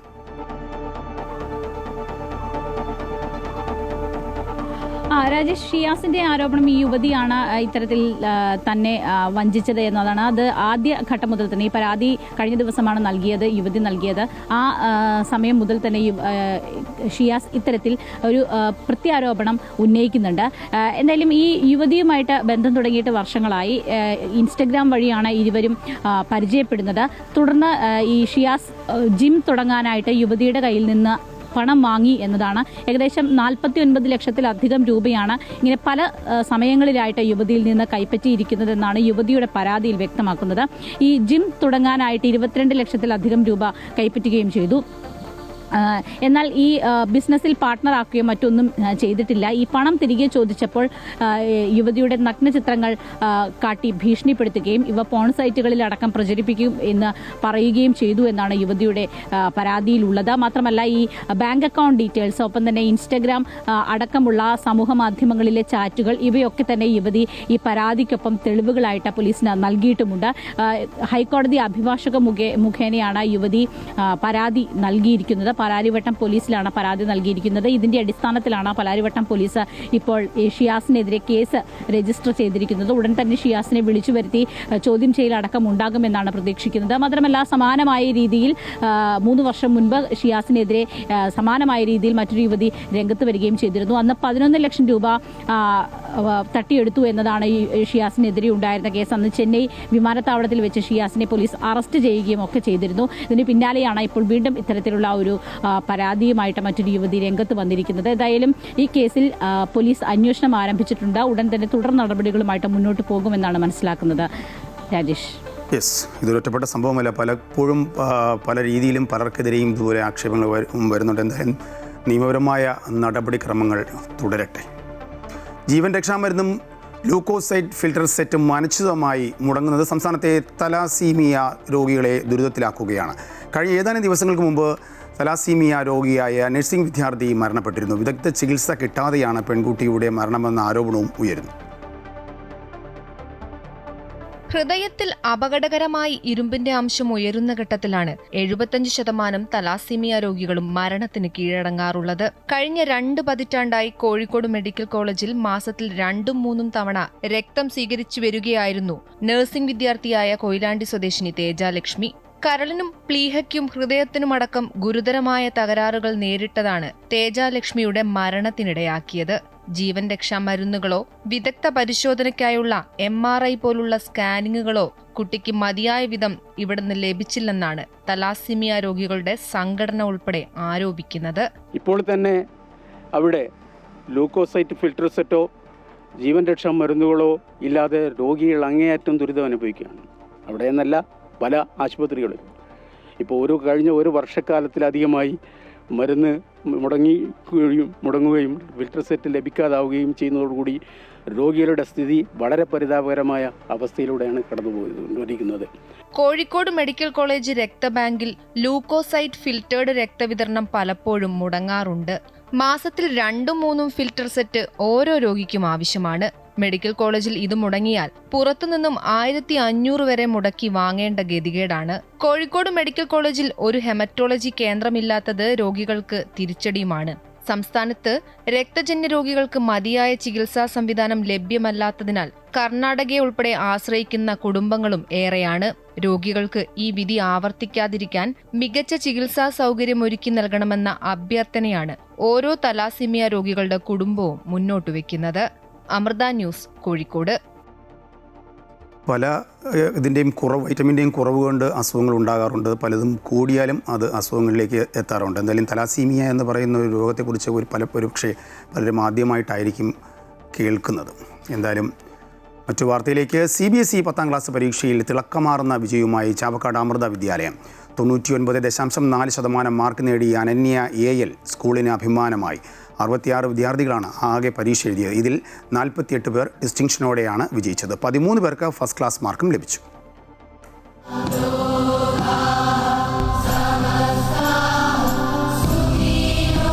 CBSE 10ാം ക്ലാസ് പരീക്ഷയിൽ 99.4% മാർക്കുമായി തിളക്കമാർന്ന വിജയം കരസ്ഥമാക്കിയിരിക്കുകയാണ് ചാവക്കാട് അമൃത വിദ്യാലയത്തിലെ അനന്യ AL. 66 വിദ്യാർത്ഥികളാണ് ആകെ പരീക്ഷ എഴുതിയത്. ഇതിൽ 48 പേർ ഡിസ്റ്റിങ്ഷനും 13 പേർ ഫസ്റ്റ് ക്ലാസ് മാർക്കും നേടി. Social science, Malayalam, English, artificial intelligence, സംസ്കൃതം എന്നീ വിഷയങ്ങളിൽ 100% മാർക്കും വിദ്യാർത്ഥികൾക്ക് ലഭിച്ചിട്ടുണ്ട്. സ്റ്റുഡൻസിൻ്റെ സിസ്റ്റമാറ്റിക് ആയിട്ടുള്ള പഠന രീതിയും അധ്യാപകരുടെ അർപ്പണ മനോഭാവവും അതിലുപരി അമ്മയുടെ അനുഗ്രഹമാണ് ഈ റിസൾട്ടിന് പിന്നിൽ. നമുക്ക് വേണ്ട എല്ലാ ഗൈഡൻസും ഹെഡ് ഓഫീസിൽ നിന്ന് കിട്ടുന്നുണ്ട്. അമൃതയുടെ ഒരു പ്രത്യേകതയാണല്ലോ മെഡിറ്റേഷൻ. ആ മെഡിറ്റേഷനിലൂടെ കുട്ടികളുടെ മനസ്സിനെ ശാന്തമാക്കാനും പഠിക്കുന്നതിന് അവർ കൂടുതൽ ശ്രദ്ധ കേന്ദ്രീകരിക്കാനും ഈ മെഡിറ്റേഷൻ ഹെൽപ്പ് ചെയ്യുന്നുണ്ട്. 99.4% മാർക്ക് നേടിയ അനന്യയാണ് 1ാം സ്ഥാനത്ത് എത്തിയിരിക്കുന്നത്. അധ്യാപകരുടെ നിർദ്ദേശങ്ങൾ പൂർണ്ണമായി അനുസരിച്ചുകൊണ്ടുള്ള പഠനമാണ് വലിയ വിജയം നേടാൻ സഹായിച്ചതെന്ന് അനന്യ പറയുന്നു. 95 എബോ പ്രതീക്ഷിച്ചിരുന്നു. 99.4 ലഭിക്കുമെന്ന് പ്രതീക്ഷിച്ചിരുന്നില്ല. ഒരു ടൈം ടേബിൾ സെറ്റ് ചെയ്യാറുണ്ട് പോർഷൻസ് സിസ്റ്റമാറ്റിക്കായിട്ട് കൊണ്ടുപോകാൻ വേണ്ടിയിട്ട്. 8th തൊട്ടാണ് ഞാൻ ഇവിടെ പഠിച്ചു തുടങ്ങിയത്. ടീച്ചേഴ്സ് വളരെ സപ്പോർട്ടീവാണ്. ഡൗട്ടൊക്കെ ക്ലിയർ ചെയ്ത് കൃത്യമായ ഗൈഡൻസ് ഒക്കെ തരാൻ ഒരുപാട് ഹെൽപ്പ് ചെയ്തിരുന്നു. എൻ്റെ കോൺഫിഡൻസ് ലെവൽ കൂട്ടാനും ടീച്ചേഴ്സ് ഹെൽപ്പ് ചെയ്തിരുന്നു. സിവിൽ സർവീസിനോട് ഇൻട്രസ്റ്റ് ഉണ്ട്. ഇന്ത്യൻ ഫോറിൻ സർവീസിലോട്ടൊക്കെ പഠിക്കണം, കയറണം എന്ന് ഒരു ഇൻട്രസ്റ്റ് ഉണ്ട്. അനന്യയ്ക്ക് അർഹിക്കുന്ന വിജയം തന്നെയാണ് ലഭിച്ചതെന്ന് ക്ലാസ് ടീച്ചർ രമാദേവി പറഞ്ഞു. അനന്യയെ സംബന്ധിച്ച് അർഹിക്കുന്ന വിജയം തന്നെയാണ്. സിസ്റ്റമാറ്റിക് ആയിട്ടുള്ള അസസ്മെൻറ്റിനെ കുറിച്ചിട്ടുള്ള ഇൻസ്ട്രക്ഷൻസും ഈ വിജയത്തിന് പിന്നിൽ ഒരുപാട് നമ്മളെ ഹെൽപ്പ് ചെയ്തിട്ടുണ്ട്. ഏത് സമയത്തും എപ്പോൾ ആവശ്യമുണ്ടെങ്കിലും നമ്മൾ ഹെൽപ്പ് ചെയ്യാൻ റെഡി തന്നെയായിരുന്നു. കുട്ടികളും നമ്മളെ ആ രീതിയിൽ തന്നെയാണ് അപ്രോച്ച് ചെയ്യാറ്. അനന്യയെക്കുറിച്ച് മാതാപിതാക്കൾക്കും അഭിമാനം മാത്രം. അനന്യയുടെ സഹോദരനും ചാവക്കാട് അമൃത വിദ്യാലയത്തിൽ തന്നെയാണ് പഠിക്കുന്നത്. മോള് അന്നുള്ള പോർഷൻ കവർ ചെയ്ത് കൃത്യനിഷ്ഠയോട് മുന്നോട്ട് പഠിച്ചു വരുന്നു. നമ്മൾ പ്രത്യേകിച്ച് ഡയറക്ഷനൊന്നും കൊടുക്കേണ്ട ആവശ്യമില്ല. പിന്നെ ഇവിടുത്തെ സ്കൂൾ ടീച്ചേഴ്സിൻ്റെ കോച്ചിങ്ങും പിന്നെ അവരുടെ കെയറും. 9 വിദ്യാർത്ഥികളാണ് സ്കൂളിൽ നിന്നും ഓരോ വിഷയങ്ങൾക്ക് ഒന്നാമതെത്തിയിരിക്കുന്നത്. ഒന്നല്ല, ഒരുപാട് അനന്യമാരെ സൃഷ്ടിക്കുന്ന പാതയിലാണ് ചാവക്കാട് അമൃത വിദ്യാലയമെന്ന് അക്കാദമിക് കോർഡിനേറ്റർ രേണുക പറഞ്ഞു. കുട്ടികളിലെ മികച്ച സയൻറ്റിഫിക്കും സിസ്റ്റമാറ്റിക്കുമായിട്ടുള്ള പഠന രീതിയും വാല്യൂ ബേസ്ഡ് ആയിട്ടുള്ള ജീവിതശൈലിയും രൂപപ്പെടുത്തിയെടുക്കുന്നതിൽ ചാവക്കാട് അമൃത വിദ്യാലയം പുലർന്നുകൊണ്ട് വന്നിട്ടുള്ള ആ ഒരു ഉയർന്ന നിലവാരത്തിൻ്റെ സാക്ഷ്യമാണ് നമ്മുടെ അനന്യയും നമ്മുടെ സ്കൂളിൻ്റെ റിസൾട്ടും. അപ്പോൾ ഇതിൽ നമ്മുടെ ടീച്ചേഴ്സിൻ്റെ കമ്മിറ്റ്മെൻറ്റും കുട്ടികളുടെ കൺസിസ്റ്റൻ്റ് ആയിട്ടുള്ളൊരു സ്റ്റഡി പാറ്റേണും ഒക്കെ നമുക്ക് കാണാൻ പറ്റും. ഒരു അനന്യല്ല, ഒരുപാട് അനന്യമാരെ സൃഷ്ടിക്കുന്ന ഒരു പാതയിലാണ് ഇന്ന് ചാവക്കാട് അമൃത വിദ്യാലയം. നമുക്കിപ്പോൾ സ്കൂളിൽ 3 ടോപ്പേഴ്സ് ഉണ്ട്. അനന്യയാണ് 99.4% ആയിട്ടുള്ളത്. അടുത്ത കുട്ടിയുടെ പെർസെൻറ്റേജ് എന്ന് പറയുന്നത് 98.6 ആണ്. അതുപോലെ തന്നെ സെൻറ്റം കിട്ടിയിട്ടുണ്ട്. മലയാളത്തിലെ 4 സെൻറ്റം ഉണ്ട്, സാൻസ്ക്രിറ്റിൽ 2 സെൻറ്റം ഉണ്ട്, സോഷ്യൽ സ്റ്റഡീസിൽ 1 സെൻറ്റം ഉണ്ട്, AI-യിൽ 1 സെൻറ്റം ഉണ്ട്. എല്ലാ സബ്ജക്റ്റ് ടോപ്പേഴ്സുമായിട്ട് നമുക്ക് 9 പേര്. ഈ കുട്ടികൾ തന്നെയാണ് സബ്ജക്റ്റ് ടോപ്പേഴ്സ്. അതല്ലാണ്ട് മറ്റു ഉള്ളവരും കൂടെ ചേർന്ന് 9 സബ്ജക്റ്റ് ടോപ്പേഴ്സ് ഉണ്ട്. അധ്യാപകരുടെയും വിദ്യാർത്ഥികളുടെയും രക്ഷിതാക്കളുടെയും കൂട്ടായ പ്രവർത്തനമാണ് ചാവക്കാട് അമൃത വിദ്യാലയത്തിന്റെ കരുത്ത്. അമൃത ന്യൂസ്, കൊച്ചി. അമേരിക്കയും ഇസ്രയേലും ഇറാനെതിരെ ആക്രമണം തുടങ്ങി വച്ചിട്ട് ഇന്നേക്ക് 2 മാസം. യുദ്ധം ആരംഭിച്ച സമാധാന ചർച്ചകൾ പലവട്ടം നടന്നിട്ടും ഫലം കണ്ടില്ല. ഇറാൻ വിദേശകാര്യമന്ത്രി Abbas Araghchi Russian president Vladimir പുടിനുമായും ചർച്ച നടത്തിയിരുന്നു. തുർക്കി ഈജിപ്റ്റ് പ്രതിനിധികളുമായി ചർച്ച നടത്തിയതിനു ശേഷമാണ് പുടിനുമായുള്ള ചർച്ച നടന്നത്. അതിനിടയിൽ ഇറാന്റെ പുതിയ നിർദ്ദേശങ്ങൾ പ്രസിഡന്റ് ട്രംപ് വിലയിരുത്തിയതായി വൈറ്റ് ഹൗസ് അറിയിച്ചു. അമേരിക്കയും ഇസ്രയേലും ഇറാനെതിരെ ആക്രമണം തുടങ്ങിവെച്ചിട്ട് ഇന്നേക്ക് 2 മാസം തികയുകയാണ്. പശ്ചിമേഷ്യൻ സംഘർഷത്തിന്റെ പശ്ചാത്തലത്തിൽ പലതവണ ചർച്ചകൾ നടന്നിട്ടും സമാധാനപാത ഇതുവരെ തുറന്നില്ല. വീണ്ടും തിരക്കിട്ട നയതന്ത്ര ചർച്ചകൾ പുരോഗമിക്കുകയാണ്. തുർക്കി ഈജിപ്റ്റ് പ്രതിനിധികൾ ഇറാൻ വിദേശകാര്യമന്ത്രി അബ്ബാസ് അരക്ചിയുമായി വീണ്ടും ചർച്ച നടത്തി.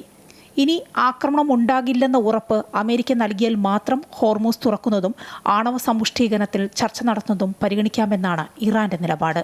റഷ്യൻ പ്രസിഡന്റ് വ്ളാഡിമിർ പുടിനുമായും ഇറാൻ വിദേശകാര്യമന്ത്രി ചർച്ച നടത്തി. ഇറാനിയൻ ജനത അവരുടെ പരമാധികാരത്തിനായി ധീരമായി പോരാടുകയാണെന്നാണ് പുടിൻ പറഞ്ഞത്. ഈ വിഷമഘട്ടം തരണം ചെയ്ത് ഇറാൻ സമാധാനം കണ്ടെത്തും. പശ്ചിമേഷ്യയിൽ സമാധാനം കൊണ്ടുവരാനുള്ള എല്ലാ ശ്രമങ്ങളും റഷ്യ നടത്തുമെന്നും പുടിൻ അരക്ചിക്ക് ഉറപ്പുകൊടുത്തു. യുദ്ധം അവസാനിപ്പിക്കാനുള്ള ചർച്ചയ്ക്കായി US അപേക്ഷിക്കുകയാണെന്നും അപേക്ഷ പരിഗണിക്കാമെന്നും അരക്ചി പറഞ്ഞു. യുദ്ധത്തിന്റെ ലക്ഷ്യങ്ങളിൽ ഒന്നുപോലും നേടാൻ US കഴിഞ്ഞില്ല എന്നും അബ്ബാസ് അരക്ചി പരിഹസിച്ചു. അതിനിടെ ഇറാനെതിരെ പരമാവധി സാമ്പത്തിക സമ്മർദ്ദം ചുമത്തുകയാണ് അമേരിക്ക. ഇറാൻ വിമാന കമ്പനികളുമായി സഹകരിക്കുന്നവരെ ഉപരോധിക്കുമെന്നാണ് US പുതിയ ഭീഷണി. വിമാന ഇന്ധനം, കാറ്ററിംഗ്, ലാൻഡിംഗ് ഫീസ്, അറ്റകുറ്റപ്പണികൾ തുടങ്ങി ഒരു കാര്യത്തിലും ഇറാന്റെ വിമാന കമ്പനികളുമായി സഹകരണം പാടില്ല എന്നാണ് നിർദ്ദേശം. ഇറാന്റെ പുതിയ നിർദ്ദേശങ്ങൾ പ്രസിഡന്റ് ട്രംപ് വിലയിരുത്തിയെന്നാണ് വൈറ്റ് ഹൗസ് പറയുന്നത്. നിർദ്ദേശങ്ങൾ ദേശീയ സുരക്ഷാ ഉപദേഷ്ടാക്കളുമായി ട്രംപ് ചർച്ച ചെയ്തുവെന്ന് white house press secretary Caroline Leavitt അറിയിച്ചു. ഏറ്റവും ഒടുവിൽ നടന്ന സമാധാന ചർച്ചകൾക്ക് ശേഷം ചർച്ചകൾക്ക് മധ്യസ്ഥത വഹിക്കുന്ന പാകിസ്ഥാനിലേക്ക് യാത്ര തിരിച്ചിരിക്കുകയാണ് Abbas Araghchi. News desk Amrita news. മലമ്പുഴയിൽ ഇത്തവണ വിജയം ഉറപ്പിച്ച് NDA സ്ഥാനാർത്ഥി C കൃഷ്ണകുമാർ. പാലക്കാട് ജില്ലയിൽ 6 മണ്ഡലങ്ങളിൽ BJP അധികാരത്തിലെത്തുമെന്നും സ്ത്രീ വോട്ടർമാരുടെ വർധനവ് BJPക്ക് അനുകൂലമാകുമെന്നും അദ്ദേഹം പ്രതികരിച്ചു. നിയമസഭാ തെരഞ്ഞെടുപ്പിൻ്റെ വോട്ടെടുപ്പൊക്കെ കഴിഞ്ഞു. വലിയ പ്രതീക്ഷയിലാണ് മുന്നണികളൊക്കെ. സംസ്ഥാനത്ത് പോളിംഗ് ശതമാനം വലിയ വർധനവ് രേഖപ്പെടുത്തിയിട്ടുണ്ട്. അതിൻ്റെ പ്രതീക്ഷയും മുന്നണികൾക്കുണ്ട്. ഞാനിപ്പോൾ ഉള്ളത് മലമ്പുഴയിലെ NDA സ്ഥാനാർത്ഥിയായിട്ടുള്ള C കൃഷ്ണകുമാറിനൊപ്പമാണ്. ഈ മലമ്പുഴ എന്ന് പറയുമ്പോൾ വലിയ രീതിയിലുള്ളൊരു ത്രികോണ മത്സരമൊക്കെ നടന്ന മണ്ഡലമാണ് ഈ തവണയും. അപ്പോൾ പോളിംഗ് ശതമാനത്തിലും വലിയൊരു വർധനവ് മലമ്പുഴയിൽ രേഖപ്പെടുത്തിയിട്ടുണ്ട്. അപ്പോൾ അത് അനുകൂലമാകുമെന്നുള്ളൊരു പ്രതീക്ഷയുണ്ടോ? തീർച്ചയായിട്ടും മലമ്പുഴയിൽ ധാരാളം ഇരട്ട വോട്ടുണ്ടായിരുന്നു. SIR വന്നതോടുകൂടി ആ ഇരട്ട വോട്ടുകൾ അത് റിമൂവ് ചെയ്യപ്പെട്ടു. കഴിഞ്ഞ ലോക്സഭാ തെരഞ്ഞെടുപ്പ് സമയത്ത് പാലക്കാട് ലോക്സഭാ മണ്ഡലത്തിലെ ഇരട്ട വോട്ട് സംബന്ധിച്ച് ഞാൻ പരാതി നൽകിയാണ്. ഇപ്പോൾ SIRന് ശേഷം 19,560 വോട്ടോളം നീക്കം ചെയ്യപ്പെട്ടു. അത് ഞങ്ങൾക്ക് അനുകൂലമായിട്ടുള്ള ഘടകമാണ്. കാരണം കാലാകാലങ്ങളായിട്ട് ഈ ഇരട്ട വോട്ട് നിലനിർത്തി അത് ഉപയോഗിച്ചിരുന്നത് CPM ആണ്. ഇത്തവണ ഞങ്ങൾക്കത് ഗുണം ചെയ്യും. അതുപോലെ തന്നെ മലമ്പുഴയിൽ കഴിഞ്ഞ 60 വർഷക്കാലമായിട്ട് നടക്കാത്ത വികസന മുരടിപ്പ്, അത് വലിയ ചർച്ചയായ തെരഞ്ഞെടുപ്പാണിത്. ഇതെല്ലാം ഞങ്ങൾക്ക് അനുകൂലമായിട്ടുള്ള ഘടകങ്ങളാണ്. ഈ മലമ്പുഴയിൽ കള്ളവോട്ട് ആരോപണം അന്ന് ഈ വോട്ടെടുപ്പിൻ്റെ സമയത്തുണ്ടായിരുന്നു. ആ സമയത്തൊക്കെ താങ്കൾ എത്തി വലിയ രീതിയിലുള്ള ഇടപെടലൊക്കെ നടത്തിയിരുന്നു. അതുപോലെ മണ്ഡലത്തിൽ എല്ലാ സമയത്തും ഇടപെടൽ നടത്തുന്ന ആൾ തന്നെയാണല്ലേ? അതെ, കാരണം 2016 ഞാൻ മലമ്പുഴയിൽ മത്സരിച്ച ശേഷം അവിടുത്തെ ജനകീയ വിഷയങ്ങൾ, അത് നടക്കാവ് മേൽപ്പാലം, മലമ്പുഴ റിംഗ് റോഡ്, വന്യമൃഗങ്ങളുടെ ശല്യം, നെൽകർഷകരുടെ പ്രശ്നങ്ങൾ, അങ്ങനെ അവിടുത്തെ ആ മണ്ഡലത്തിലെ കുടിവെള്ള പ്രശ്നം, ഈ ജനകീയ പ്രശ്നങ്ങളിൽ നിരന്തരമായിട്ട് ഞാൻ ഇടപെട്ട് വന്നിരുന്നതാണ്. അതുകൊണ്ട് ജനങ്ങൾക്കറിയാം, ഒരു തെരഞ്ഞെടുപ്പിൽ പരാജയപ്പെട്ടിട്ടും കഴിഞ്ഞ 10 വർഷക്കാലമായിട്ട് ആ മണ്ഡലത്തിൽ നിരന്തരമായിട്ട് പ്രവർത്തിച്ചു വരുന്ന ഒരു പൊതുപ്രവർത്തകൻ എന്നുള്ള നിലയിൽ, രാഷ്ട്രീയ പ്രവർത്തനം എന്നുള്ള നിലയിൽ അവരുടെ വലിയൊരു അംഗീകാരം ഈ തെരഞ്ഞെടുപ്പിൽ എനിക്കുണ്ടായിരുന്നു. CPM കാലാകാലങ്ങളായിട്ട് അവിടെ കള്ളവോട്ട് ചെയ്തിട്ടാണ് വിജയിച്ചിരുന്നത്. അത് ഈ തെരഞ്ഞെടുപ്പിൽ ഞങ്ങൾക്ക് വലിയൊരു അളവ് വരെ തടയാൻ കഴിഞ്ഞിട്ടുണ്ട്. അത്തരത്തിലുള്ള ഇരട്ട വോട്ട് നീക്കം ചെയ്യപ്പെട്ടു. ഇത്തരത്തിലുള്ള കള്ളവോട്ടുകൾ ചെയ്യുന്നത് ഞങ്ങൾ ഫലപ്രദമായിട്ട് ഞങ്ങൾക്ക് തടയാൻ കഴിഞ്ഞിട്ടുണ്ട്. ഇതെല്ലാം ഞങ്ങളുടെ വിജയപ്രതീക്ഷ വർദ്ധിപ്പിക്കുന്നതാണ്. തുടർച്ചയായ ഒരു ഇടത് ഭരണമാണ് മലമ്പുഴയിൽ ഉണ്ടായിട്ടുള്ളത്. അപ്പോൾ ഇത്തവണ ഒരു ഭരണവിരുദ്ധ വികാരം മലമ്പുഴ മണ്ഡലത്തിൽ ഉണ്ടായിട്ടുള്ളതായിട്ട് തോന്നിയിട്ടുണ്ടോ? തീർച്ചയായിട്ടും ജനങ്ങളുടെ ഇടയിൽ വലിയ വികാരമല്ല, പാർട്ടി CPMൻ്റെ പ്രവർത്തകരുടെയും അനുഭാവികളുടെ ഇടയിൽ പോലും വലിയ വികാരമാണ്. കാരണം അവരുടെ ഏറ്റവും അടിസ്ഥാനപരമായിട്ടുള്ള കുടിവെള്ളം, ഏറ്റവും കൂടുതൽ നെൽകർഷകരുള്ള മണ്ഡലമാണ്. അവിടുത്തെ നെല്ലിൻ്റെ സംഭരണം, സംഭരിച്ച് നെല്ലിൻ്റെ വില കിട്ടാതിരിക്കുക, അതുപോലെ തന്നെ പ്രധാനപ്പെട്ട അകത്തേത്തറ നടക്കാവ് മേൽപ്പാലം, മലമ്പുഴ റിംഗ് റോഡ്, അതുപോലെ തന്നെ വാരണയിലെ തകർന്ന പാലം, കൊടുമ്പിലെ പാളയം പാലം, ഇതെല്ലാം കാലാകാലങ്ങളായിട്ട് പതിറ്റാണ്ടുകളായിട്ട് അവർ ആവശ്യപ്പെടുന്ന കാര്യങ്ങൾ പോലും ചെയ്തു കൊടുക്കാൻ കഴിയാത്തതിനെതിരായിട്ട് വലിയ പ്രതിഷേധം അവരുടെ ജനങ്ങളുടെ ഇടയിലുണ്ട്. അത് ഞങ്ങൾ ഇത്തവണ വലിയ പ്രചരണ വിഷയമാക്കിയിട്ടുണ്ട്. അത് BJPക്ക് ഗുണം ചെയ്യും.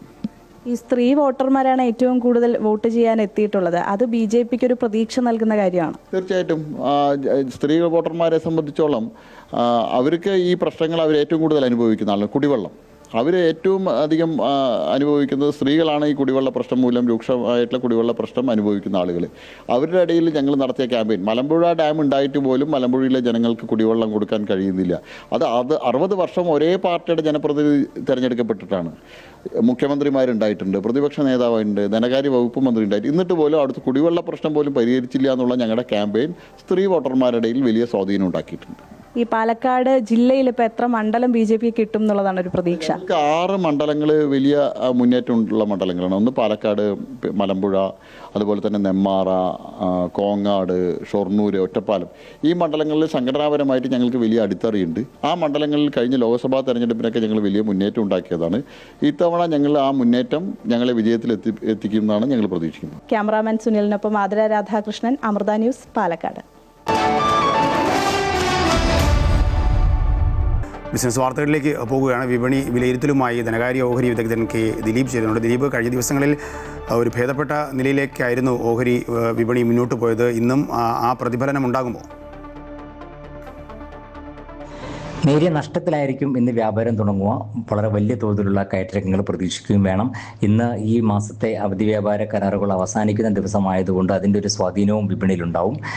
വലിയ തോതിലുള്ള കയറ്റിറക്കങ്ങൾ പ്രതീക്ഷിക്കണം. ഇന്നലെയും വിപണിയിൽ ആ ഒരു ഏറ്റക്കുറച്ചിൽ പ്രകടമായിരുന്നു. എങ്കിൽ കൂടിയും നേട്ടത്തിലായിരുന്നു ഇന്നലെ വ്യാപാരം അവസാനിപ്പിച്ചത്. രണ്ടാം നിര ചെറുകിട ഓഹരികളിൽ മികച്ച രീതിയിൽ നിക്ഷേപ താല്പര്യം ഉണ്ടായത് തന്നെ വിപണിയുടെ അന്തർധാര ശക്തമാണ് എന്ന് തോന്നിപ്പിക്കുന്നതാണ്. മുൻനിര ഓഹരികളിലും നല്ല നേട്ടത്തിൽ വ്യാപാരം അവസാനിപ്പിച്ചു. മുൻനിര ഓഹരി സൂചികയായി നിഫ്റ്റി 24,000 എന്ന പ്രധാന നിലവാരത്തിന് മുകളിൽ വ്യാപാരം അവസാനിപ്പിക്കുകയും ചെയ്തു. എങ്കിൽ കൂടിയും 24,100 എന്ന നിലവാരത്തിന് മുകളിൽ വ്യാപാരം അവസാനിപ്പിക്കാനായില്ല. ആ ഒരു നിലവാരമാണ് ഇപ്പോൾ പ്രധാന കടമ്പയായി കണക്കാക്കപ്പെടുന്നത്. അതിന് മുകളിൽ നിലനിന്ന് വ്യാപാരം നടക്കുന്ന ഒരു സാഹചര്യത്തിൽ മാത്രമേ ഒരു തുടർച്ചയായ മുന്നേറ്റം പ്രതീക്ഷിക്കേണ്ടതുള്ളൂ. കമ്പനികളുടെ പ്രവർത്തന ഫലങ്ങളാണ് ഒരു പ്രധാനപ്പെട്ട ഒരു ഘടകം ഇനി വിപണിയെ സ്വാധീനിക്കുക. കഴിഞ്ഞ ദിവസങ്ങളെല്ലാം പ്രവർത്തന ഫലങ്ങളിൽ ഉണ്ടായിട്ടുള്ള ഏറ്റക്കുറച്ചുകൾ, പ്രത്യേകിച്ചും IT മേഖലയിൽ ഉണ്ടായിട്ടുള്ള, ബാങ്കിങ് മേഖലയിൽ ഉണ്ടായിട്ടുള്ള പുറത്തു വന്ന പ്രവർത്തന ഫലങ്ങളിലെല്ലാം വേണ്ട രീതിയിൽ വിപണിയെ സ്വാധീനിക്കാനായിട്ടില്ല. മാത്രമല്ല വിദേശ നിക്ഷേപ സ്ഥാപനങ്ങൾ തുടരുന്ന തുടർച്ചയായ വിൽപ്പനയും വിപണിയുടെ മുന്നോട്ടുള്ള നീക്കത്തിന് ഒരു പ്രതിരോധം സൃഷ്ടിക്കുന്നുണ്ട്. ഇന്നലെയും വിദേശ നിക്ഷേപ സ്ഥാപനങ്ങളിൽ വിപണിയിൽ അറ്റ വിൽപ്പനയിലായിരുന്നു. 1,100 കോടി രൂപയുടെ വിൽപ്പനയാണ് അവരുടെ ഭാഗത്തു നിന്നുണ്ടായത്. എന്നാൽ ആഭ്യന്തര നിക്ഷേപ സ്ഥാപനങ്ങൾ മികച്ച രീതിയിൽ വിപണിയിൽ ഇടപെടുന്നത് ഒരു പരിധിവരെ അവരുടെ വിൽപ്പനയെ പ്രതിരോധിക്കാനാവുന്നുമുണ്ട്. എന്തായാലും വരും ദിവസങ്ങളിലും വിപണിയിൽ ഏറ്റക്കുറച്ചിലുകൾ തുറന്നേക്കാം. ഇന്ന് ഈ മാസത്തെ അവധി വ്യാപാര കരാറുകൾ അവസാനിക്കുന്ന ഒരു ദിവസമായതിൻ്റെ സ്വാധീനവും വിപണിയിലുണ്ടാവും. നിക്ഷേപ സ്ഥാപനങ്ങളുടെ നിലപാടുകൾ നിർണായകം തന്നെയായിരിക്കും. ആഗോള സാഹചര്യങ്ങൾ, പ്രത്യേകിച്ചും ഇറാൻ US സമാധാന കരാർ തുടരുന്നുണ്ടെങ്കിൽ കൂടിയും ഹോർമൂസുമായി ബന്ധപ്പെട്ട് ഹോർമൂസ് ഗതാഗതം സുഗമമാകുന്നതുവരെ അതുമായി ബന്ധപ്പെട്ട ആശങ്കകൾ എപ്പോഴും നിലനിൽക്കുന്നതുകൊണ്ട് തന്നെ എണ്ണവിലയിൽ ഉണ്ടാകുന്ന ചാഞ്ചാട്ടവും വിപണിയെ സ്വാധീനിച്ചേക്കും. ബ്രന്റ് ക്രൂഡിൻ്റെ വില $90 എന്ന നിലവാരത്തിന് താഴേക്ക് വരികയും സ്ഥായിയായ ആ ഒരു നിലവാരത്തിൽ നിലനിന്ന് വ്യാപാരം തുടരുകയും ചെയ്യുന്ന ഒരു സാഹചര്യത്തിൽ മാത്രമേ ഇന്ത്യയെ പോലുള്ള ഒരു രാജ്യത്തിന് അത് ഉൾക്കൊള്ളാനാവൂ. മറിച്ചാണെങ്കിൽ അത് പണപ്പെരുപ്പം ഒട്ടേറെ ഘടകങ്ങളെ പ്രതികൂലമായി സ്വാധീനിക്കുകയും ചെയ്യും. ആ ഒരു ഘടകമാണ് ഇപ്പോൾ വിപണിയുടെ മുന്നിലുള്ള ഏറ്റവും വലിയ ഒരു പ്രതിരോധമായി നിലനിൽക്കുന്നത്. എന്തായാലും ഇന്നും വിപണിയിൽ നേരിയ നഷ്ടത്തിലായിരിക്കും വ്യാപാരം തുടങ്ങുക. വളരെ ഉയർന്ന തോതിലുള്ള കയറ്റിറക്കങ്ങൾ പ്രതീക്ഷിക്കുകയും വേണം. കോട്ടയം പാമ്പാടി ടൗണിൽ വാട്ടർ അതോറിറ്റിയുടെ കുടിവെള്ള വിതരണം മുടങ്ങിയിട്ട് 1 മാസം പിന്നിട്ടു. പ്രധാന പൈപ്പ് ലൈൻ ബ്ലോക്കായതാണ് കുടിവെള്ള വിതരണം നിലയ്ക്കാൻ കാരണം. ഇതോടെ പാമ്പാടി ടൗണിലെ വ്യാപാരികൾ കടുത്ത ദുരിതത്തിലുമാണ്. എന്നാൽ പ്രശ്നം പരിഹരിക്കുന്നതിൽ വാട്ടർ അതോറിറ്റി ഉദ്യോഗസ്ഥർ അനാസ്ഥ കാട്ടുന്നതായിട്ടാണ് പരാതി. മാർച്ച് 16 ശേഷം പാമ്പാടി ടൗണിൽ വാട്ടർ അതോറിറ്റിയുടെ കുടിവെള്ളം എത്തിയിട്ടില്ല. ദേശീയപാത 183 നിന്നും കൂരാപ്പട റോഡ് തുടങ്ങുന്ന ഭാഗത്ത് പൈപ്പ് ബ്ലോക്കായതാണ് ഇവിടെ മുതൽ വട്ടമലപ്പടി വരെയുള്ള കുടിവെള്ള വിതരണം നിലയ്ക്കുവാൻ കാരണം. ഇതുമൂലം ഏറ്റവും ബുദ്ധിമുട്ടുന്നത് ടൗണിലെ വ്യാപാരികളാണ്. ഏറ്റവും കൂടുതൽ ബുദ്ധിമുട്ടുന്ന ഹോട്ടലുടമകളാണ്. ദിവസം 2000 ലിറ്റർ വെള്ളത്തോളം നമുക്ക് ആവശ്യമുണ്ട്. 1-2 ദിവസം വെള്ളം അടുപ്പിക്കുക. വ്യാപാരി വ്യവസായി ഏകോപന സമിതിയുടെ നേതൃത്വത്തിൽ നിരവധി തവണ വാട്ടർ അതോറിറ്റി അസിസ്റ്റന്റ് എഞ്ചിനീയർക്ക് ഉൾപ്പെടെ പരാതി നൽകി. എന്നാൽ പരിഹാരം ഉണ്ടായിട്ടില്ല. രാവിലെ വന്നിട്ട് പിന്നെ ബാത്റൂമിൽ പോകാതെ അല്ലെ ഉച്ചയ്ക്ക് ഭക്ഷണം കഴിച്ചിട്ട് അതിൻ്റെ പൊതിപ്പാത്രം കഴുകാൻ പോലും മാർഗമില്ലാതെ വീടുകളിൽ പോയി കഴുകുന്ന അനേകം വ്യാപാരികൾ ഇവിടെയുണ്ട്. ഒരു വലിയ പ്രശ്നമാണ്. ഞങ്ങൾ നിരന്തരമായിട്ട് ഇതിനെ പരാതി കൊടുത്തും ഞങ്ങൾ സത്യം പറഞ്ഞാൽ മടുത്തു. പഞ്ചായത്ത് അധികൃതരും വിഷയത്തിൽ ഇടപെട്ടതിനെ തുടർന്ന് ഏതാനും നാളുകൾക്ക് മുമ്പ് വാട്ടർ അതോറിറ്റിയിൽ നിന്നും ആളെത്തി റോഡ് കുഴിക്കാൻ ആരംഭിച്ചപ്പോൾ പ്രദേശവാസികളായ ചിലർ ചോദ്യം ചെയ്തു. വെട്ടിപ്പൊളിക്കുന്ന റോഡ് 2 ദിവസത്തിനുള്ളിൽ പൂർവ്വസ്ഥിതിയിലാക്കണമെന്ന നാട്ടുകാരുടെ ആവശ്യത്തെ തുടർന്ന് ജോലിക്കെത്തിയവർ മടങ്ങി. അവിടെ വരുമ്പോൾ ഇങ്ങനൊരു തടസ്സം നേരിടുന്നെങ്കിൽ പഞ്ചായത്ത് പ്രസിഡന്റ് എന്നുള്ള നിലയ്ക്ക് എന്നെ വിളിച്ചു പറയാം. ഇവിടെ ഞങ്ങൾ വന്നിട്ടുണ്ട്, ഇനി മുന്നമേ പറഞ്ഞില്ല എന്ന് തന്നെ ഇരിക്കട്ടെ, വന്നിങ്ങനെ ഒരു അവസ്ഥ തടസ്സം നേരിട്ടെങ്കിൽ തന്നെ വിളിച്ചിട്ട് ഞങ്ങളിത് ഇവിടെ വന്നിട്ടുണ്ട്, ഞങ്ങൾക്ക് പണി എടുക്കാൻ നിർവാഹമില്ല, ഈ അവസ്ഥ നേരിടുന്നു എന്ന് പറഞ്ഞാൽ നമ്മൾ ഏതെങ്കിലും വിധത്തിൽ അവിടെ എത്തിച്ചേരാൻ ശ്രമിക്കും. 3-4 പേര് കൂടി വന്ന് പറയുന്നു, അന്നേരം എവിടുന്ന് പോകുന്നു. അതിനോട് യോജിക്കാൻ പറ്റില്ല. വീണ്ടും 1.5 ആഴ്ച പിന്നിട്ടിട്ടും വാട്ടർ അതോറിറ്റി ഉദ്യോഗസ്ഥർ പിന്നീട് ഇവിടേക്ക് തിരിഞ്ഞു നോക്കിയില്ല. പഞ്ചായത്ത് അധികൃതർ വീണ്ടും വിഷയത്തിൽ ശക്തമായി ഇടപെട്ടതിനെ തുടർന്ന് അടുത്തയാഴ്ച പ്രശ്നം പരിഹരിക്കുമെന്നാണ് വാട്ടർ അതോറിറ്റിയിൽ നിന്നും ലഭിച്ചിട്ടുള്ള അറിയിപ്പ്.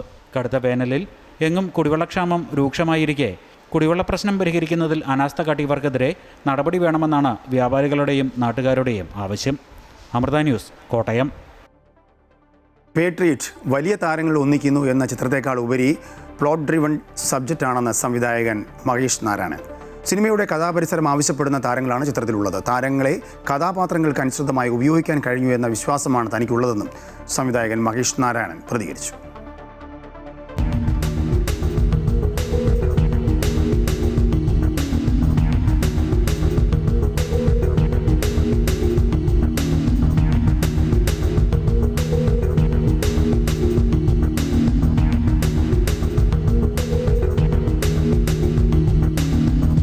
ടെക്നിക്കലി സ്കിൽഡായ ഒരു ഡയറക്ടർ ഒരു ബ്രഹ്മാണ്ഡ പ്രൊജക്റ്റുമായിട്ട് നമ്മൾ മലയാളികൾക്ക് ഒരു വിരുന്നായി വരികയാണ് പേട്രിയറ്റ്. നമ്മളെല്ലാം വളരെ പ്രതീക്ഷയോടെ കാത്തിരിക്കുകയാണ്. മമ്മൂട്ടിയുണ്ട്, മോഹൻലാലുണ്ട്, ഫഹദുണ്ട്, കുഞ്ചാക്കോയുണ്ട്, നയൻതാരയുണ്ട്, ഒപ്പം ഗംഭീരമായൊരു ഡയറക്ടറുണ്ട്. സ്വാഭാവികമായിട്ടും വലിയൊരു വിഷനോട് കൂടി എത്തുന്ന സിനിമ. താങ്കളുടെ മുൻ സിനിമകൾ കണ്ട ഒരു പരിചയത്തിൽ പ്രത്യേകിച്ച് എക്സ്പെരിമെൻ്റ് ആയിട്ടുള്ള സിനിമകളൊക്കെ ചെയ്താൽ വലിയൊരു ക്യാൻവാസിലേക്ക് സിനിമ മാറുകയാണ്. സിനിമയുടെ അവസാന ഘട്ടത്തിൽ വളരെ പ്രതീക്ഷയോടെ നിൽക്കണം. എല്ലാ വർക്കുകളും നമ്മൾ പൂർത്തിയാക്കി കഴിഞ്ഞിരിക്കുന്നു. നമ്മൾ പ്രതീക്ഷിച്ചൊരു സിനിമ ആണോ? നമ്മൾക്ക് ഒരു ലാസ്റ്റ് നമുക്ക് കയ്യിലെത്തിയത് താങ്കൾ ആദ്യം മനസ്സിൽ കണ്ടൊരു സിനിമ തന്നെയാണോ?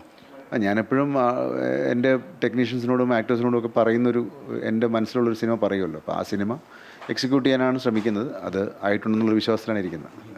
എന്തായാലും ഞങ്ങളെല്ലാം വളരെ പ്രതീക്ഷയോടിരിക്കുന്നുകൊണ്ടാണ് ഇത് ചോദിക്കുന്നത്. കാരണം നേരത്തെ മാലിക്ക് അല്ലെങ്കിൽ അതുപോലെ കോവിഡ് സമയത്തുള്ളൊരു എക്സ്പെരിമെൻ്റ് ഫിലിം പല പരീക്ഷണങ്ങൾ നടത്തിയിരുന്നു.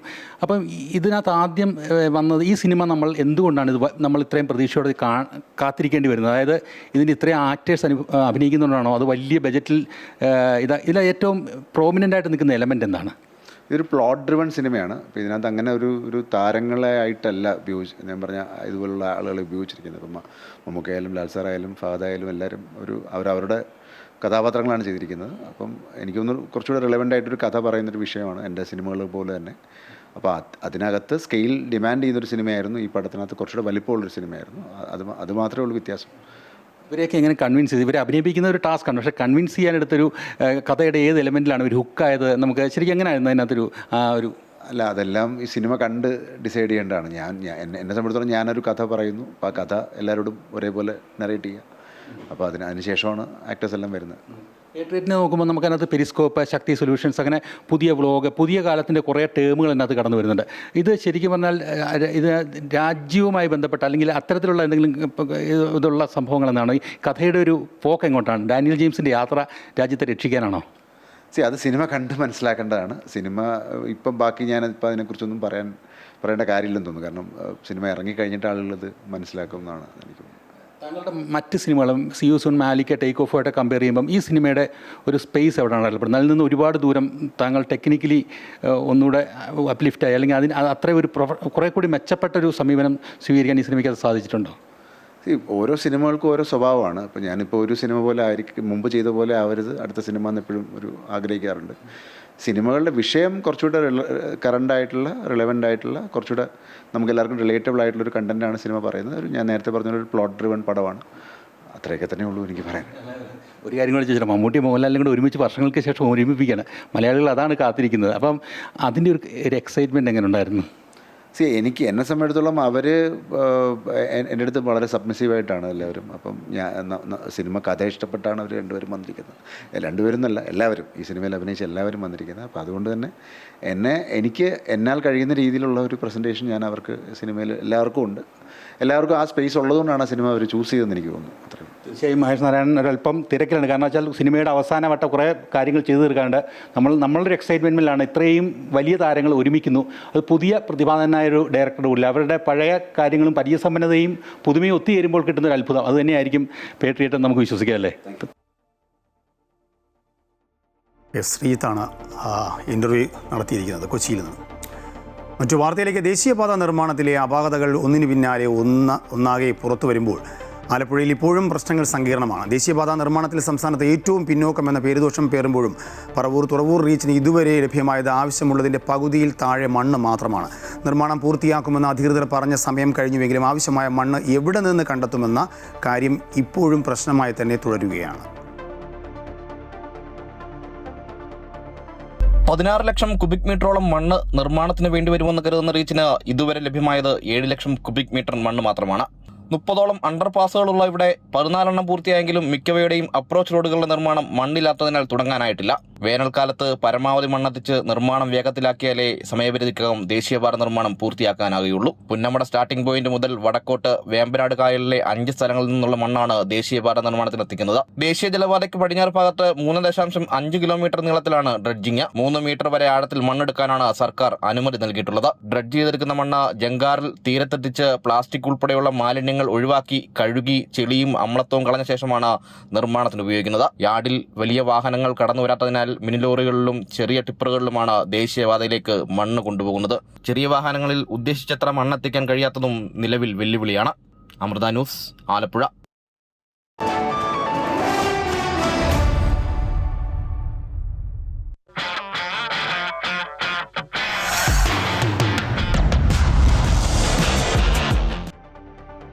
IPL-ൽ ഡൽഹി ക്യാപിറ്റൽസിനെ തകർത്ത് റോയൽ ചലഞ്ചേഴ്സ് ബാംഗ്ലൂരു.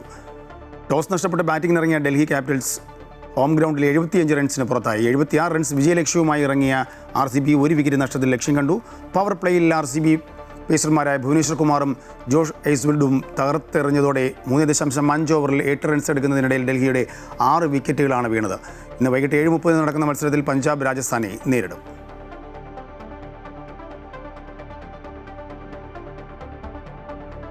പുറത്ത് നല്ല ചൂടാണ്, മുൻകരുതൽ വേണം എന്ന മുന്നറിയിപ്പോടെ ഗുഡ് മോർണിംഗ് കേരളം ഇവിടെ പൂർണ്ണമാകുന്നു. എന്നാൽ വാർത്താവിശേഷങ്ങൾ അവസാനിക്കുന്നില്ല. കൂടുതൽ വാർത്തകൾ കാണാം അമൃത ന്യൂസ് യൂട്യൂബിലൂടെ.